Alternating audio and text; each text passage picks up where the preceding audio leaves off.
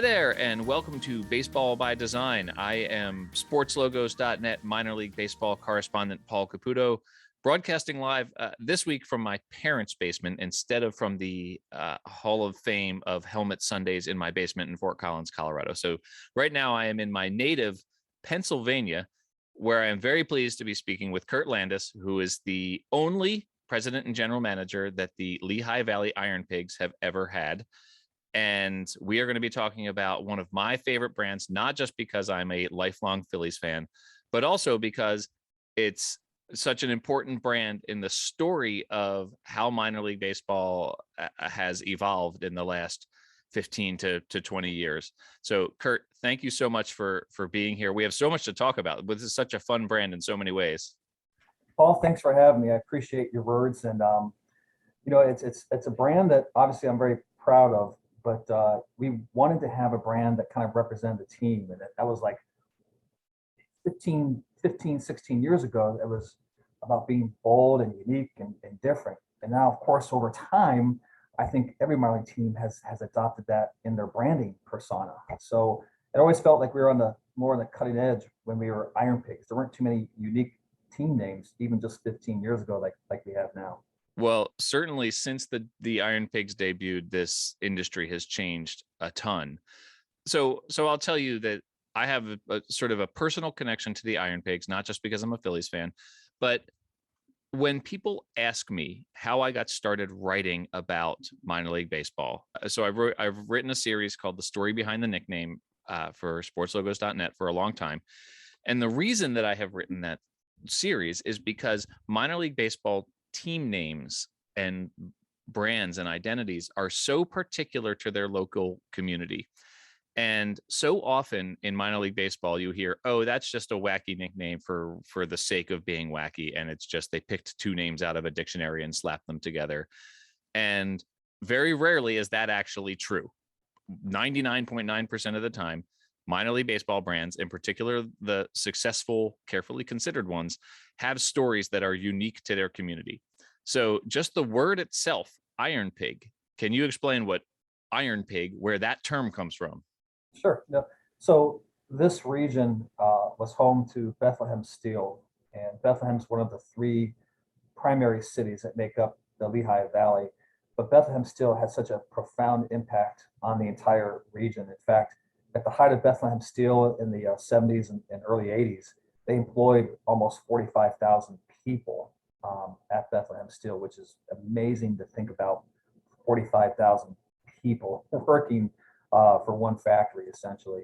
So even as the steel industry declined and eventually Bethlehem Steel went bankrupt, everyone's parents or at least grandparents know someone or themselves work for Bethlehem Steel and the impact of that region. So the name IronPigs is simply derived from the term pig iron, and pig iron is a byproduct of the steelmaking process.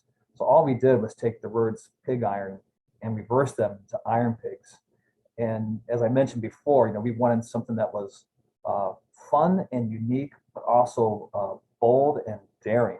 And that name, IronPigs, to us kind of resembled who we wanted to be at the time as a brand new franchise to the region. And I've always told people that, I wanted us to have a single A mentality for a triple A team, because even back then, my experience was in minor league baseball that the triple A teams kind of found themselves more to act and behave like major league teams, especially when it came to branding and promotions. And that's not who I wanted our team to be. And so we've been blessed. In fact, a quick anecdote to that is we did name the team contest. We collected 3,000 suggestions and different team names. We sort through them, had 8 finalists, and we only had one person submit the name IronPigs. And immediately we were drawn to it. And the guy's name who submitted the team name suggestion, his name was Ron Steele. So it's just funny that the guy that suggested his actual last name was Steele. And at the time, it really added to the whole story of us, paying homage to the community and the steelmaking industry. That's actually a fantastic story. I did not realize that the person who won the Name the Team contest was his last name was Steele. And to only have that name come up once in a name the team contest, it shows it's not just about what the most popular idea is. It's about the cleverest. And that story that you tell about the name Iron Pigs just being pig iron flipped on its head, that to me is one of the aha moments that I had in saying, wait a minute, there's a lot more going on with these new sort of fun, wacky minor league baseball nicknames than meets the eye. And it started me down this path of really wanting to investigate what these names were all about. I will also say that it was around 2011, 2012 that I started getting interested in writing about minor league baseball nicknames, which roughly corresponds with, you all debuted in 2008, and the Phillies decline was pretty precipitous in the early 2010s there. So I needed somewhere to sort of direct my baseball fandom. I've always told the Phillies, so they opened up this ballpark with an exhibition game, the Phillies versus the Iron Pigs in 2008. And they went on to win the World Series in 2008. So I've long told the Phillies that, well, if you would have another exhibition game here, you'd probably win the World Series again, because those two things were tied together in my mind. Well, I'm in favor of that, and I don't think baseball fans are a really superstitious type. So there's no way they would really buy into that. Wait a minute, I have the wrong sport here. Yes, they should definitely do that. I'm thinking 24, 25. That's that. I have my sights set on the next World Series here in the next couple of years. We'll see how that goes. That's a whole other podcast right now. The visual brand. So obviously you turned pig iron on its head, and you have Iron Pigs, and then you worked with Brandiose, and I'll be speaking with Jason Klein from Brandiose about this brand coming up next here on this episode. And this is something that they excel at, right? Is finding that unique twist in the local community and playing it up. And so they crafted this highly refined, sort of polished metal looking pig as the logo. You've been with the team since the inception. What was the local reaction when the new brand was unveiled? Well, it was actually extremely well received. So as like any new brand, and we talked about the number of people that submitted name and team ideas, and then everyone voted for what they thought would be the best team name. And through the voting, out of the 8 team names, Iron Pigs got the most votes, but it was only like 13%. Right. The second place name got 12.8%, and the third place got 12.6%. So it wasn't a landslide for any one specific name. And so unless it was your name, it was like, oh, that's horrible, pigs, this, we want something that we're proud of. But then when you see the brand come out, and you're like, oh, that's cool, I kind of like that. And then when you see the first year, people are wearing the logos and the uniforms, and the fans are wearing pig snouts. We would sell pig snouts, and fans are wearing those. Everyone, it was like a slow turn, right? The name, some people liked, then the logo came out, more people liked. And then when you see the brand in action and advertising, or how we use it, how we play on the word and the puns that come out of what you do, by the time we were at opening day, there was an avalanche of support for the name. And still to this day, and maybe I'm biased, obviously I'm here more than other ballparks, but the percentage of our fans that are wearing Iron Pigs and or Phillies gear, but especially Iron Pigs at the ballpark, is amazing. I'll go to other minor league ballparks, and obviously you see people in team gear, but you'll legitimately walk through the concourse here, and about 95% of the people have on some level of Pigs gear, or at worst Phillies gear. And it's really amazing how people have always felt connected to our brand because of the logo. Well, and you mentioned the Phillies gear. Obviously, you're not that far away. It's just 90-minute drive to get to Philadelphia. So, well, of course, that depends on a lot of factors, that amount of time. But how has being close to your parent club affected the way the team has been accepted? Well, I think very, very early on, because there have been a lot of false starts in the Lehigh Valley in terms of getting quality baseball. There was a couple of independent teams that had different levels of success. They had tried to bring in a new independent level Hmm. team. We were coming to the market here. I think it was important that we were affiliated with a local MLB team because people had a little more confidence, like, oh, this time's real. And Yeah. again, the persona for our region after Bethlehem Steel's collapse, and things have been downtrodden for a couple of decades, Right. downtowns, and but the psyche, the mentality of people was, we don't, well, we don't deserve this, or if not, we don't deserve this. I don't think it's going to be successful. Nothing here is successful. That's just, people would tell us that face to face, Wow. and then to actually see people come to the ballpark, they would walk in and be like, oh my God, I'm in East Allentown. I can't believe something this nice is in Allentown. And then for us to be successful, Yeah. it really led locally. We were probably the first domino to fall in terms of, oh, we should have these things. We're a large enough market. We deserve a hockey team, an arena. They've created a new arts campus here that is very successful and draws 1 million people for a large 10-day music festival and does other programming throughout the year. A casino was soon after us, and all of a sudden, within 5 to 7 years after the Iron Pigs, the volume of restaurants, the downtowns improving. It was just like a renaissance for this region that even now continues. I think we're the only region of Pennsylvania that still is building and growing, as opposed to remaining stagnant or declining in terms of housing or people moving into the region. Yeah. Well, I've always said baseball makes everything better. It really is, by the way, just a gorgeous ballpark for, for anyone who's listening who has not been to Allentown to get to an Iron Pigs game. It's a gorgeous ballpark. And I was one of those fans. I walked in and I was not expecting, this atmosphere. And my children were pretty little at the time, and we sat out there in the outfield berm, and they obviously loved that. I will say too, I told them each, I said they can pick out anything they want from the team store. And my then 2-year-old daughter picked out the pig snout that you mentioned. So I compiled my articles from sportslogos.net into a book called The Story Behind the Nickname. And there's a photo in there in the article about the Iron Pigs of my daughter with the pig snout nose on. So it's funny that you mentioned that as as one of the items that you guys sell. So obviously the pig part of the identity, you've anthropomorphized this pig. The pig part of the identity, you really have played up with a whole sort of bacon theme in your brand, and that came after the initial brand unveil. That was sort of alternate logos that you introduced. Those obviously have been very popular. Can you talk about sort of that aspect of the Iron Pigs brand, the actual fleshy meat part of it? Sure. So in 2014, we had worked a new deal with Majestic, who was providing all uniforms for Major League Baseball, and they were in our backyard, and they were set to provide all of our uniforms. So we had a chance to actually create all new uniforms, and we decided to create all new logos and alternate sets of logos.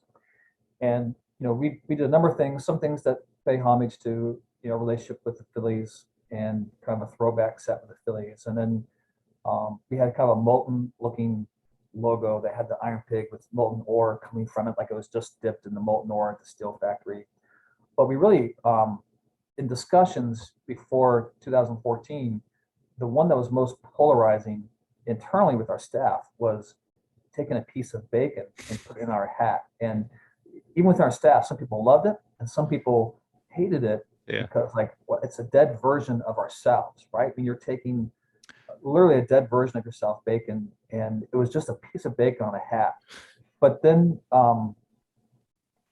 anytime something is that polarizing, Yeah. uh, you find that you're onto something. Quite honestly, at least for people that love it, they're going to really attach themselves to that brand. So we announced bacon, and we did a billboard campaign in advance of it called "Smell the Change." No one knew the smell of change was the Iron Pigs. It was just pieces of bacon on billboards that had hashtag smell of change. So we had the whole region kind of like discussing, we had a website, smellofchange.com, but no one knew who was hosting the website. No one knew it was baseball related. So for a month, we were kind of getting the local area, like, who was putting up bacon logos. Right. We came out with the identity, and it went viral very quickly. Yeah. In 2014, viralness was still relatively new. And then when that hit, it was absolutely a home run. And then we sent out the logos. We had scratch and sniff T-shirts, scratch and sniff hats that smelled like bacon, and it's been a home run for us to this day. In fact, we kind of nicknamed the experience here Bacon USA. Right. Led to different versions of the bacon, and we really kind of jumped in and adopted bacon as a semi brand for us, or just as almost an important brand for us as the pig head. So it's been crazy. It's been a fun, wild ride. And honestly, Paul, then we came out with the bacon hats and the bacon food identity, as it were, in 14. Fresno came out with the tacos in 15. And between us and Fresno, and then the industry seeing the success between us with the bacon and then the tacos. And then we also came out in 15 with a steak, a cheesesteak on a hat. Yeah. So those three campaigns between us and Fresno really started this huge ambush of food themed alternate logos in minor league baseball. That's just become this huge, as you know, huge part of the branding within the industry now. So you're touching on something that is very much something that I want to talk about here, because this debate of Lehigh Valley versus Fresno, who started it, that goes back and forth, and you're pointing at yourself right now. I tend to, as a Phillies fan, I tend to side with Lehigh Valley on this. Certainly the bacon and the cheesesteaks logos that you mentioned, where the fans got to choose with or without, and the two different hats with. For the uninitiated, with or without means with or without onions. That's how you order your cheesesteaks here. Except here you would say with or without.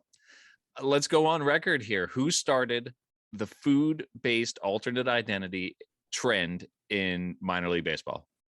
The trend was 100% started with the IronPigs. And there you go. And we worked with Fresno after they were successful in 15. So 2016, we purposely stoked that us versus them relationship, because with us being successful, East Coast, West Coast, bacon tacos, we purposely fought and argued. And again, it was very viral, and our fans got behind our stories and our brands. We wanted to take ownership collectively, but we thought arguing and having a war, that was a purposeful marketing campaign with us in Fresno to kind of continue to make sure people were aware of both of our logos. And so we thought that'd be beneficial for both sides. And for some people, they took it very literally that we hate Fresno. In fact, I know we both support and think of ourselves as being both very creative and unique, but we started in 2014. Well, I think that's your answer right there to the fake Twitter war, or at least the staged Twitter war about who started it. Certainly both great brands. I mean, the Fresno tacos is a classic one. Now, you all have gone, obviously the bacon identity, that's an alternate part of the IronPigs brand. There was the temporary cheesesteaks identity. Another food-based one that that settled a different debate, and this was one that I really enjoyed, was when you put the question out there to fans about sprinkles versus jimmies. And that is, like I said, I grew up in the Philadelphia area. I have been calling them jimmies my entire life. Both the chocolate and the rainbow are jimmies to me. I've just never used sprinkles. To me, sprinkles are the little like square colored sugar cubes that you put on cupcakes, right? Not the little chocolate candies that you put on top of ice cream. Ice cream is a big part of my thing. On Twitter, my name is Baseball and Ice Cream. I have a collection of the helmet sundaes. The IronPigs are represented in there with a few different ones. I appreciate that you all did the anniversary helmet sundaes, that you do special versions of the helmet sundaes. I know that you've done the ones that are the slightly different shapes, and so the IronPigs helmet Sunday game is strong. So I certainly appreciate that. But I did want to ask about this debate of sprinkles versus jimmies. It happened on Tribute to Philly Night, which is something that you guys do every year. If sprinkles had won, could you really have done Tribute to Philly Night with sprinkles instead of jimmies? Well, the fans spoke. And at least for us regionally, Jimmy's barely won out that vote. But we we're proud to be Philly related and Philly region. So I think we felt confident that Jimmy's was going to win the race, as it were. But again, it was great to see the engagement that we had online and even in the ballpark in terms of like, some people are like, what the heck is a sprinkle, or what the heck is a Jimmy? And it kind of evokes these very, prideful memories of like, no, they're always called Jimmys, and they always should be and always will be. And that logo, that merchandise, it wasn't just about the kids, because they're very youthful, fun, ice cream, colorful caps and logos, but the adults bought into like, no, this is Jimmy's. Gosh darn it, I want something that represents us being called Jimmy's, and we see just as many adults that bought into the argument that their pride in Jimmy's. And we had the same thing with John. Was our Salute to Philly night, I believe, in 2018. So John, Jawn, is a very Philly term. Mm-hmm. And if you're from Philly, you use John in lieu of any other noun, or place, thing, anything. And a lot of people, when they saw John, like, that's the dumbest thing I've ever seen. And call yourselves John. John was our name on the jerseys, and other people who are Philly just loved it. Loved it. It was a national thing too, because if you're from Philly but you've moved other places and now you have a John baseball jersey, it was like, that's me. That's the jersey that I've been waiting for, and it just embodies some of that spirit of Philadelphia. Oh, it's perfect. I actually have a photo. My brother's a fancy lawyer in Philadelphia, and he's got really good Philly seats. The games that he attends, he's right behind home plate, and you can see him on TV with every pitch. And so I've had the good fortune of going to games with my brother. And right after I got my John T-shirt, I wore it right behind home plate. So I was on TV every night on every pitch that night, wearing that John T-shirt. And so it is a uniquely Philly thing. And when I wear it anywhere else, people are, I do get a sort of cross-eyed look, like, what are you even wearing there? So, well, if you know, you know. So when you find someone from Philadelphia, they give you the head nod and approval, and that's awesome. Totally. Absolutely love that. So now the next one that I have found to be a regionalism that I did not know was a regionalism, and maybe you could get Kevin Costner involved in a promotional night somehow. But the whole have a catch versus play catch debate out there is a really big one. And I find that I'm in the minority in most of the country saying have a catch, but I'm fairly certain it came from growing up in this area that where I learned that phrase. Have a catch and play catch. There's a little bit of a debate behind that. So right. I wouldn't be surprised to see us take advantage of one more regional colloquialism and have some fun with it. I'm not sure if that's in the form of merchandise or just a promotion, but I don't know the right way of saying it. And but there's definitely a movement or an argument between the two. Well, I certainly would be team have a catch if that were to become a Twitter poll or a merchandise sales situation. You'd find me on team have a catch for sure. Yeah. There was another promotional night that I wanted to ask you about, because it was the marketing of it was very funny, where you played as the IronPigs, and it was actually attributed to a typo that you made in ordering merchandise. It's a fun story. Can you confirm, was it really a typo, or was IronPigs a fun thing that you thought would be fun to do? I guess I can let the cat out of the bag now. It was probably a year before I told anybody, but that was purely a plan. Yeah. So it's funny though, because I'd say 90% of our fan base, took that typo and thought that was great, that we made, lemons out of, or made lemonade out of lemons. And they really caught on to the idea that a team could just come out and say, hey, we made a mistake, but we're going to have fun with it.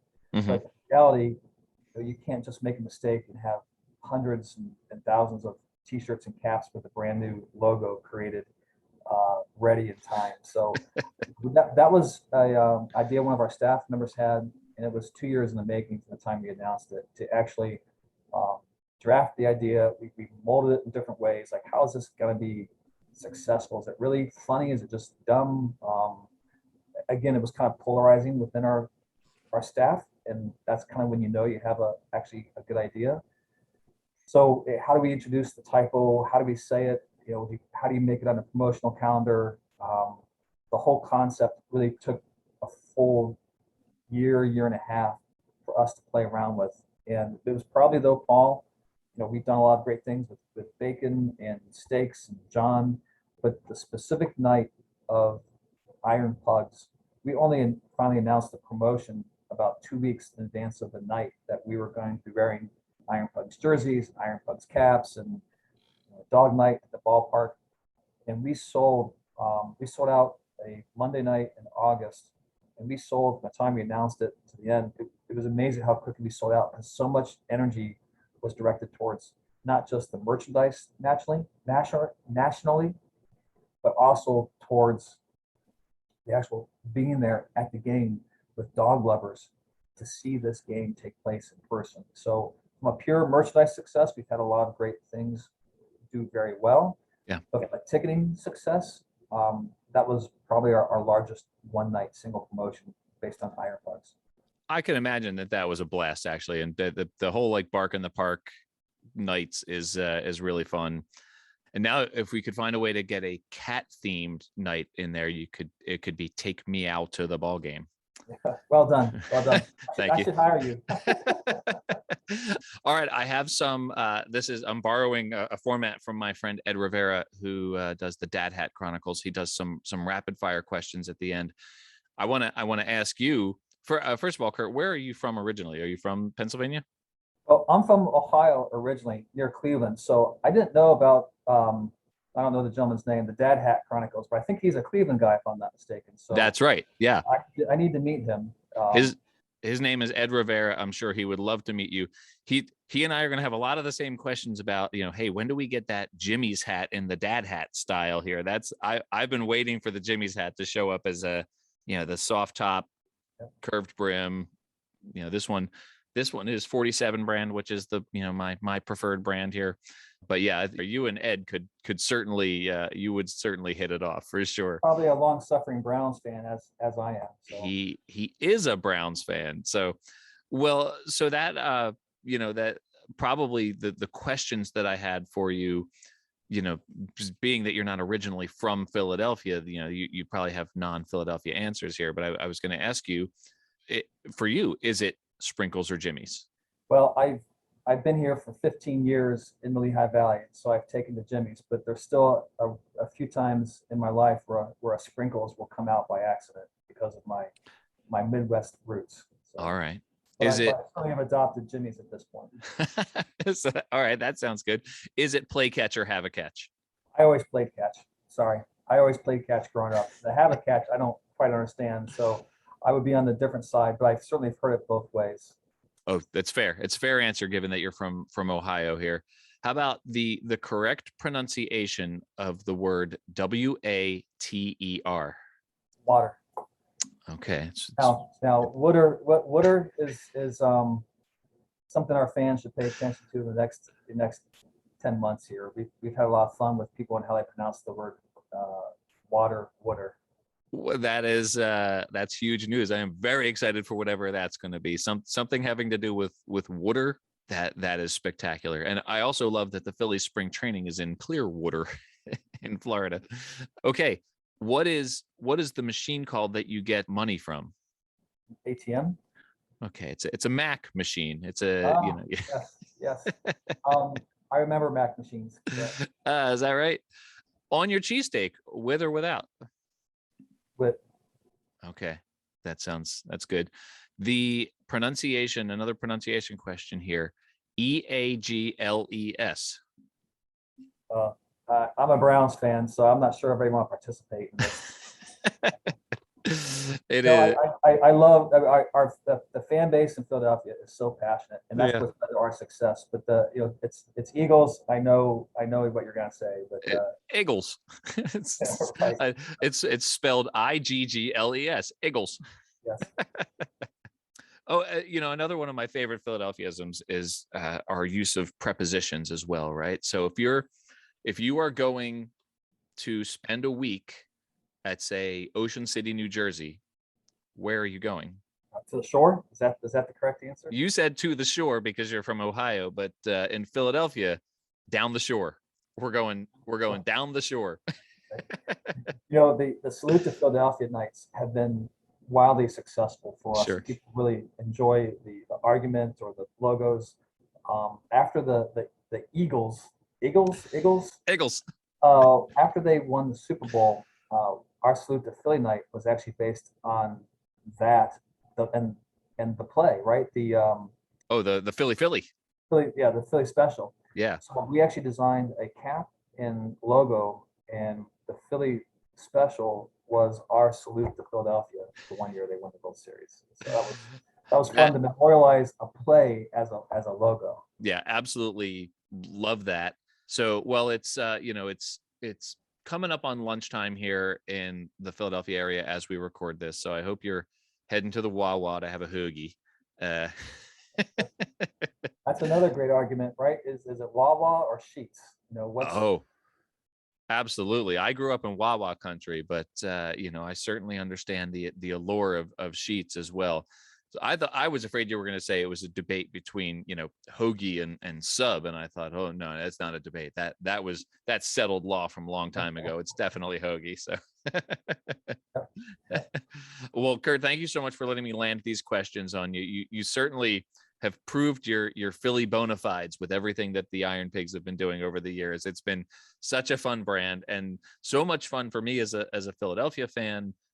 As a Phillies fan, it's been so much fun to watch what the team does, but just on its own, all of the unique branding that the team has done and what the Iron Pigs did to establish the unique, clever, hyper local team name and identity as the thing to do in minor league baseball. That I'm so pleased with the success that you've had with that approach, because I think it's the appropriate approach in minor league baseball.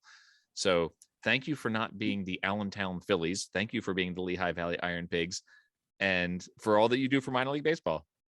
I appreciate that. Our owners initially actually wanted us to be the Lehigh Valley Phillies, and we had to convince them otherwise. And it's been something that they haven't looked back once I convinced them. But we had to convince the Phillies as our partner that being called Iron Pigs would be a positive, as opposed to calling ourselves the Phillies or something other more traditional. And God bless Dave Montgomery. I remember this day, him blessing the name and thinking it was great, even though the concern about calling a team Pigs and their players Pigs, that might be something some of that more traditional would not support. So Dave Montgomery, of course, being a long time president, God rest his soul for the Philadelphia Phillies, but a great leader. Thank you, Kurt. I really appreciate it. We've gone a little over here. I took more of your time than I meant to, so I apologize for that. But this has been great fun, and go Phils, go Iron Pigs, and I can't wait to see what you guys have coming up. Stay tuned. Awesome. Thank you, Kurt. All right. Thank you. Hi, everyone. It's me, Paul, your host of the podcast, Baseball by Design. I'm very glad that you are here listening to this right now. You're about to hear a terrific conversation with Jason Klein from Brandiose. And I can't believe that I almost made it through a full 10 episodes before I had to come on and apologize for some audio quality issues. In the interview that you're about to hear, Jason's microphone sounds great. And honestly, he does most of the talking in this interview anyway, because he's got so much important and fun stuff to say about the work that Brandiose did on the Lehigh Valley IronPigs identity. But when I interject and when I ask my questions, it sounds a little bit like I'm asking him these questions from behind a Wendy's drive-through microphone. So, okay, well, maybe it's not quite that bad. Maybe it's more like I'm talking into like one of those wax audio recorders and I'm standing in a big tin can in the middle of a high school gymnasium. All right. Well, now that I got your expectations really super low, I hope you enjoy the conversation that Jason and I had about the Lehigh Valley IronPigs.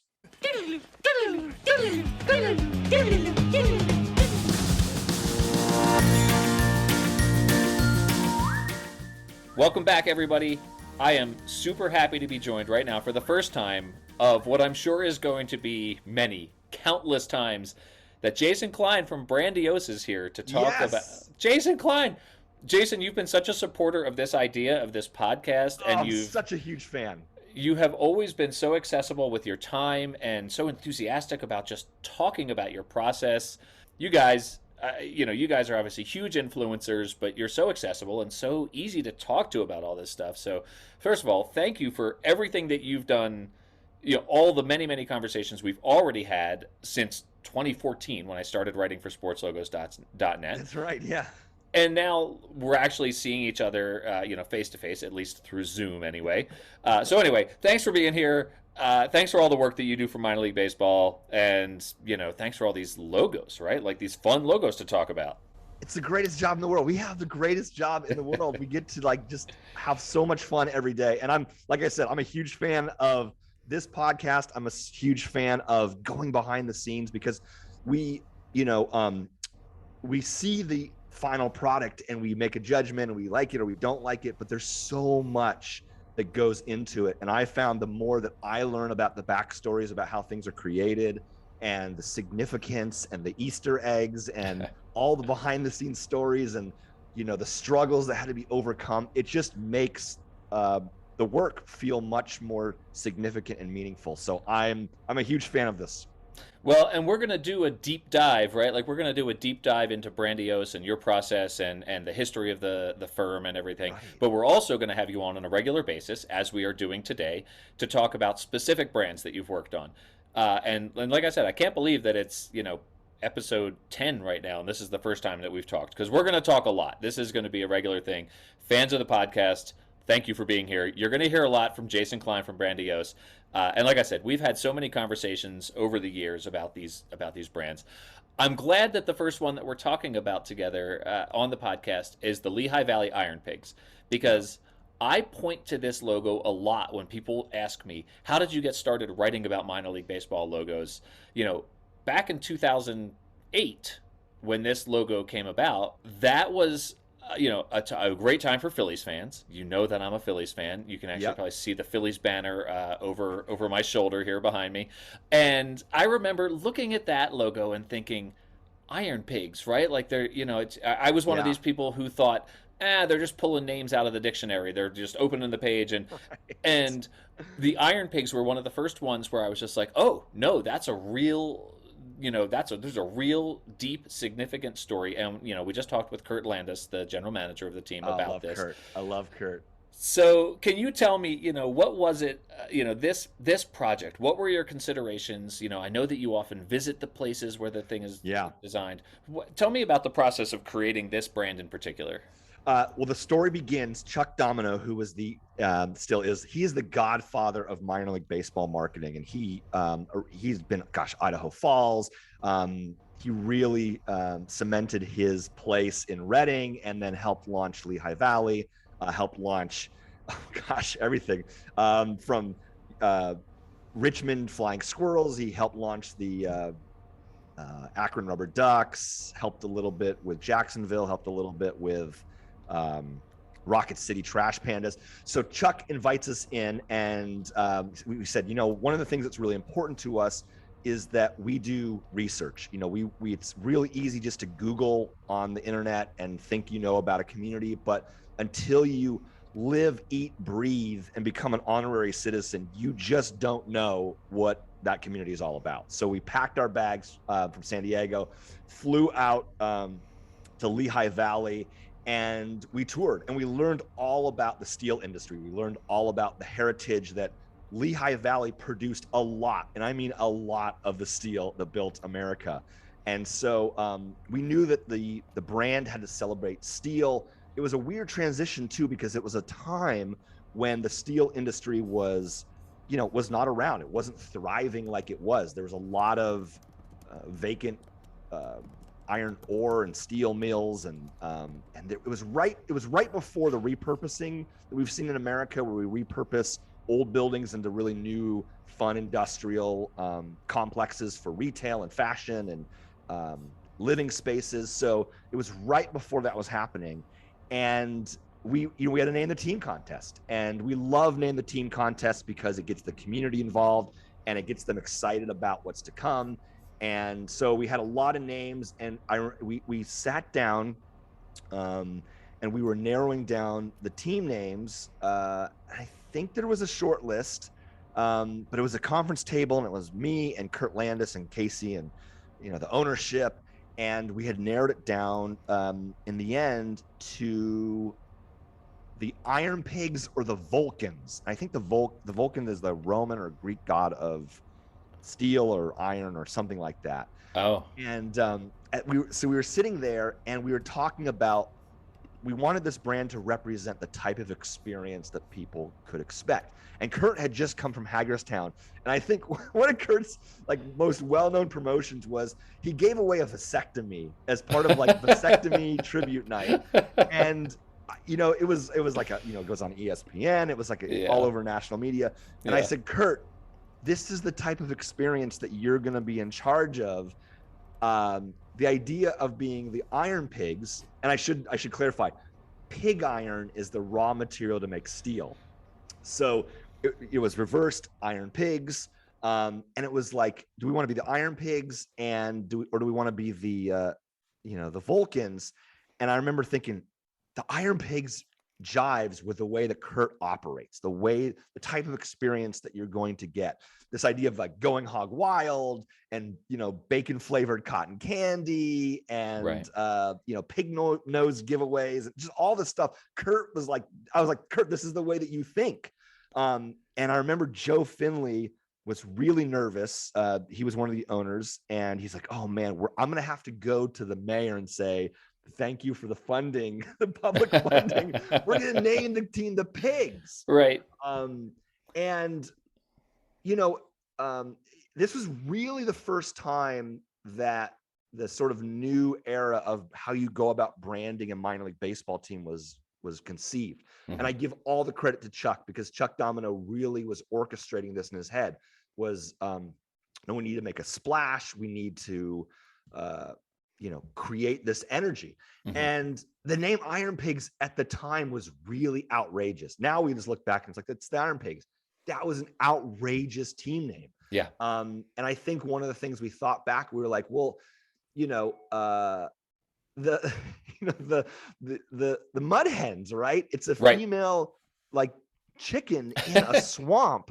How is that classic? And then Iron Pigs is not. Right. So eventually we landed on Iron Pigs, and Chuck was really adamant that we were going to release the name before the logo. And that made everybody really nervous, because we knew that fans would have a limited imagination, and they would just see pigs. They would hear pigs in their mind and think this is a pig brand. How are we going to, and Chuck was like, no. We're going to have this press conference where we're going to have steel workers come in. There's going to be an I-beam that they're going to be carrying with Iron Pigs written out in rivets and stuff. Yeah. And we're going to say we're the Iron Pigs.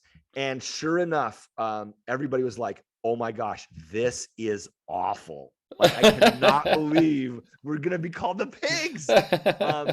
Because the conversation that Joe Finley, the owner, and everybody was having was like, well, they're going to think Porky Pig. They're just going to think Porky Pig. Right. And so we sat down, and Chuck and Kurt and everybody was talking design.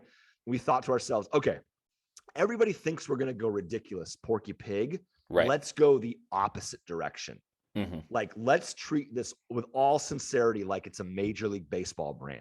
Mm-hmm. So when you look at the lettering, when you look at the uniforms, it wasn't going to be this goofy, goofball, silly, kitschy. It was like, we're going to take it real serious. Right. And that, to me, is what the minor league baseball humor is this idea of the sincerity at which you embrace a name or a concept that is literally outrageous. It is literally the antithesis of what you would expect from a pro Major League teeth and nails type nickname. So we said, all right, we're going to go and we're going to make this really tough as nails. Right. Just tough as nails pig made out of steel and rivets. And Chuck and Kurt were really driving this and had great ideas. We looked at a lot of sort of Penn State, we thought Penn State was real classic and, obviously in the area. So I mean, early concepts, it had like, the pig with like, goggles on, and there was a handkerchief, and, the eye made of, was on fire, and, Yeah. just iron ore. And that was just the story that we wanted to tell, was this really tough as nails, serious, gritty, approachable, Iron Pigs brand. Your description of taking a sort of wacky idea and treating it very seriously, it's almost like listening to a comedian or an actor talk about how to play comedy, right? And it makes me, I never thought of the Iron Pigs as the Arrested Development, sitcom of minor league baseball logos, but those guys are all like dead serious in their acting, right? And that's what makes it hilarious. So this sort of very serious approach to this very whimsical nickname was, spot on, like you say. And so you created this metallic, fierce pig, basically, right? And I think Kurt and I were talking about this. My daughter, we went to a game. My daughter got, the first thing she wanted in the team store was the pig snout, right? Like, so I mean, there's a certain element of like that pig is still fun and goofy, and kids love it. But obviously that pig theme, which, like you say, comes from pig iron, that's forged in the steel mills of eastern Pennsylvania, led to this sort of larger pig-based identity that people embraced. I mean, we'll talk a lot, I'm sure, in upcoming episodes about this arc of we hate it, we love it, and how it's called the J curve. Actually, it's like a scientific curve. It's called the J curve. But anyway, sorry, keep going. I thought you were going to say it was called the Brandiose curve. I thought that this is the thing long before us. Okay, but that then became this thing where people have now embraced this pig brand. And they're one of the big things that the Iron Pigs do is they now have sort of a bacon themed identity, which I know that you guys are responsible for as well. So can you talk about that transition from, okay, it's a pig, but it's not really a pig because look, it's steel and it's cool, to now we're just going full bore, as it were, on the pig theme? Right. So when we think about building a brand, one of the things we always think about is this Disneyfication, right? We're creating an experience, not just a brand, we're creating an experience. So how we can involve sponsorship, how we can involve season tickets, how we can involve concessions. We're thinking it as if, when you go to Disney World and you go to the Magic Kingdom and you step into Frontierland, you are in the Wild West. Mm-hmm. There's barbecue and the costumes and the smells and the architecture, the signage, the design, everything is reinforcing that you are in the Wild West. And when we think about a brand, one of the things that's super important to us is this idea of, can we create a universe around the subject matter? So we are thinking, what is the name of the team store? What will the mascot look like? Is there a spirit team? What are they wearing? Is there a kids club? Is there a concession item? Is there a dare food? These are all these things that we're thinking about, this giant universe that we're doing to create this experience, because the brand is much more than a logo. It is an entire experience that you're creating. So the Iron Pigs was great because, unlike the Vulcans, you got all of the steel industry. So we could do things with steel. We could also do things with pigs. And so at any point in time when you're creatively like running out of steam, you're like, okay, well, if the pig's not working, we can go to the steel. Or if the steel stuff's not working, we can go to the pigs, or we can merge them together. Mm-hmm. So this is what is so fun about minor league baseball, is that you get to tap into these universes. So one of the core principles of the Iron Pigs organization is they want fans asking, what are the Iron Pigs going to think of next? Right. That is the way that they approach. So every year, what are they going to think of next? Mm-hmm. And when we are building the brand, we're always, every year we have clubs who come back to us every year and they're like, Jason, we want to keep making our brand famous. We want to keep clubs or our fans thinking, what are we thinking about next? So in Lehigh Valley, we were exploring, okay, what are the options? And we said, okay, well, we can go deeper into pigs, or we can go deeper into the steel industry. Mm-hmm. And at the time, they were doing like a Friday, Saturday, and a Sunday jersey. There's like 3 jerseys that they were coming up with, and they wanted us to come up with some ideas. So we did an alternate Iron Pigs logo. So the classic Iron Pigs logo, I think it was coming at you, or it was a different angle, basically. That was one of the designs. We also did this idea of going deep into steel with an iron ore uniform. So this was the all black uniform with chrome and steel, and it had a fluorescent orange dripping iron ore coming off the logo. Right. So it's you can Google it. It's a great cap. It's all black with steel, and then there's dripping glowing iron ore. And that was the all black uniform. I think it was the first all black uniform in minor league baseball, but it was like it was a thing all black, and we've done powder blue, but like we're gonna do all black. So that was one of the part of the trio. And then the third element was the bacon uniform. Yeah. This idea that they were going to create a bacon hat, right, with a bacon strip. And part of the bacon strip idea was that they wanted to create a destination. It wasn't just going to a game. They wanted to own a universe. And so in the same way that we have a name like Frontierland, they have embraced Bacon USA as their alter ego, right? As this escape from your everyday worries. You take your kids, your family, you leave your life in Lehigh Valley, and you spend a night at Bacon USA. So that was bacon cotton candy, scratch and sniff, all of this, like everything. Like they have a list that I don't even have access to of like all the bacon stuff. But the bacon strip hat was one of the ideas that we came up with. And Casey had this idea of like, what if we put an Easter egg, which is the word Iron Pigs, written in the embroidery of the hat. And I'll talk about this in the future, but we had spent several days at New Era just learning their process, their technology, their capabilities, what they've always dreamed of doing that they've never had an opportunity to do, what the machines, how we can push the machines that embroider to their limit, what we can get them to do.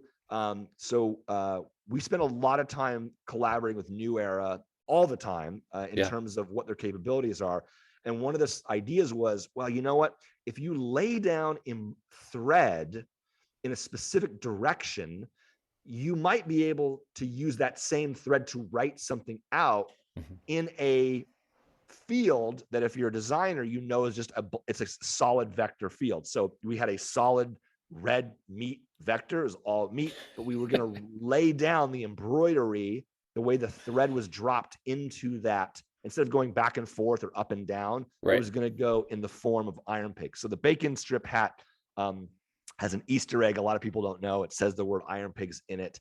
That's fantastic. And that was that was Bacon USA uniform. I love that I'm having conversations right now that involve the phrase red meat vector. That's just like, that's all of my favorite things right there. I have to say, as a Phillies fans should be well familiar with the work of Brandiose here, because you've got the Iron Pigs at AAA.